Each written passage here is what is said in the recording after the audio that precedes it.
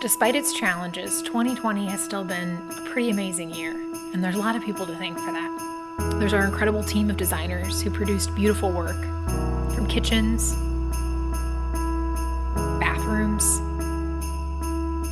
to fireplaces, staircases, art installations, lower level renovations.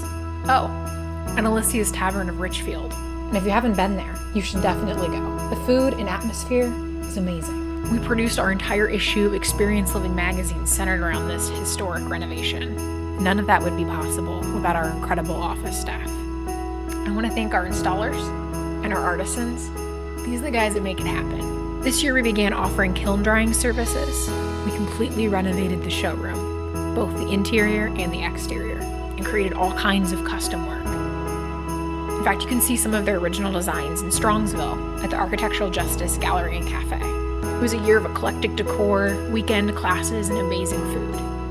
This year, so many of you shared your love in the form of reviews.